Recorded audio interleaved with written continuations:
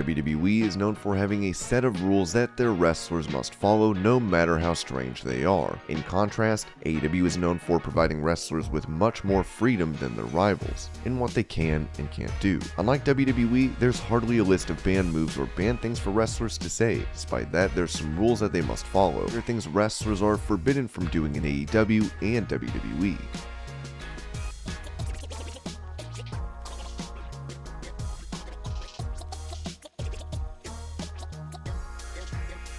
In WWE, matches hardly have time limits. Most matches are set for as long as it takes for the wrestlers to get a finish. That's not the case, however, when it comes to AEW. In AEW, thanks to the legitimate rules that accompany the show, the wrestlers have to follow exactly what the time limit is, measured strictly by the timekeepers. If a match goes beyond the time limit, it's ruled a time limit draw. While there's no fixed time limit for all matches, mostly they're 20 minutes, or for bigger matches and during pay-per-views, they can even stretch to 60. For matches that go at the end of the show, the time limit is set for when the show is supposed to end. This can be difficult, as the wrestlers have to be really careful so as to not exceed the time. This would also prevent wrestlers taking things into their own hands, as happened during the WrestleMania match between Shawn Michaels and The Undertaker, where they went above the time they were supposed to, and other matches had to be cut short. While this resulted in their match being excellent in AEW, they would not be able to do the same thing.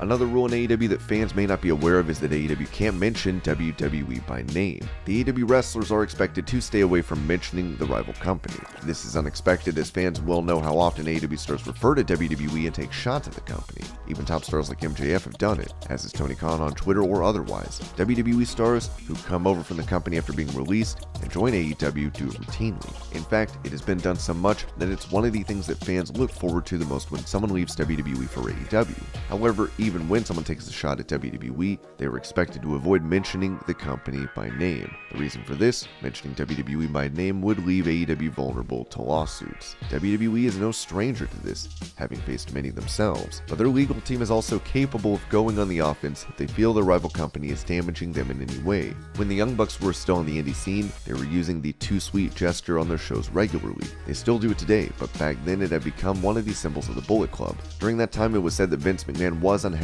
with their use of the gesture. WWE apparently sent a cease and desist to the Young Bucks for the use of the intellectual property, with a threat that they would be hit with a $150,000 suit for damages if they continued. They also demanded the Bucks put into writing they will never use WWE's intellectual property again. While the reality of that cease and desist is not known, the fact remains that while in AEW, wrestlers may take shots at WWE regularly. Actually mentioning the opposition by name is rare, if at all present. The entire point is to avoid getting into a legal dispute with the much larger company.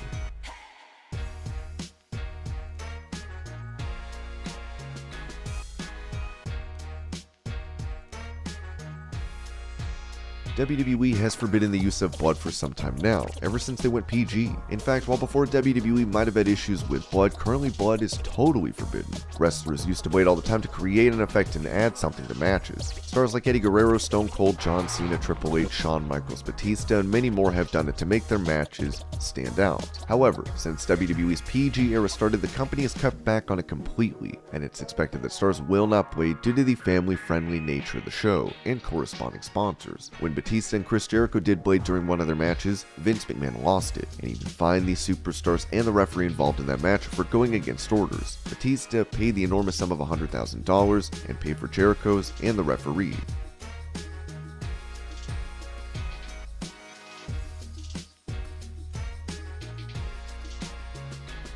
Former head of talent relations John Laurinaitis was blamed by WWE female talent for holding meetings where fashion consultants actually came to them and asked for the NXT women to dress sexy backstage. Ember Moon, now known as Athena, related what happened during these meetings. "We would have to sit through stupid meetings about how we'd have to dress sexy. I remember looking at someone else and laughing. I cater to children. I'm not about to wear fishnet booty butt cheek shorts because we had a 2-hour meeting about how to dress like Mandy Rose. That's not fair." Mandy is absolutely phenomenal and an amazing person, but not everyone is Mandy Rose. I started seeing this downslope as soon as Hunter was gone. For the first bit, we didn't know why, we just knew he wasn't there. I got so angry. I was sitting there thinking, I did nothing wrong. I didn't piss off Vince. They take Shotzi away, Hunter is gone. You guys promised me this wouldn't happen. You promised me I wouldn't be lost in the shuffle. I went on this losing streak to help you guys out and build other talent so I could get a reward. Stars weren't happy with these meetings according to Fightful Select. They said that the blame was being put on Laurinaitis, who had gained power backstage during this period. However, now that Triple H is in charge, hopefully wrestlers can go back to wearing what they want backstage when they're not wrestling. Otherwise, the situation will remain very complicated, especially with the recent scandals.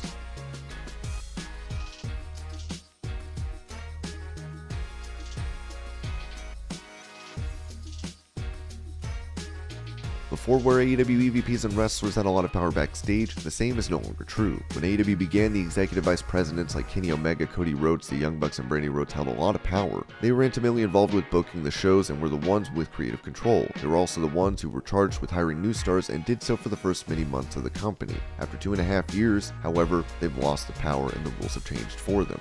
According to Cassidy Haynes of Bodyslam.net, in 2021, EVPs were EVPs only in name. They no longer had the final say in anything creative, and didn't have the final say in hiring either. As far back as then, Cody Rhodes was on the outside looking in on the creative when it came to his powers. Sources within the company have told me that creative was essentially completely taken away from the EVPs, so basically everything now comes through and down to Tony Khan. AEW talents are allowed and encouraged to pitch ideas and give suggestions, but creative is absolutely Tony Khan's prerogative now. The report added that Cody's creative role was diminished, with Khan being the all-in-all for the company. This might also have been one of the things that pushed Cody out of the company and made him go to WWE.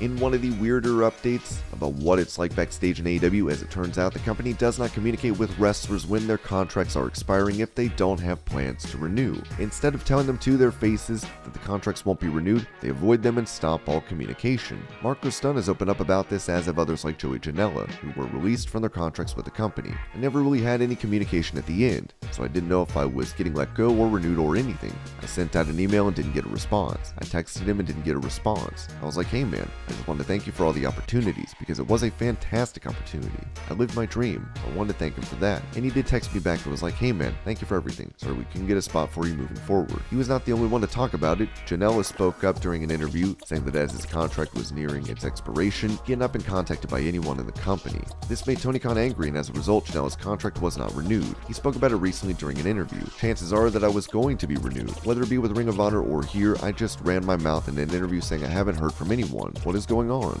Guess I'm not getting renewed. I heard Tony was hot about it because it made him look bad, made their talent relations look bad, but at the same time it made them improve their communications with talent. Within that 2-week period that I did that, communications were a lot better. I heard people were upset. I also heard talent was hitting me up saying, you're 100% correct. You spoke up and you're correct. And that was cool for you to take that risk.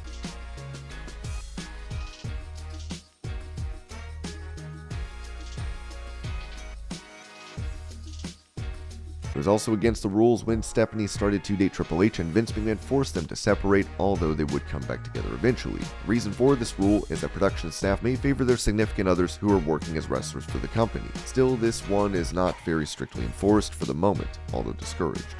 And these are things wrestlers are forbidden from doing in AEW and WWE. I hope you're all having a great day. Thank you so much for watching, and I'll see you later.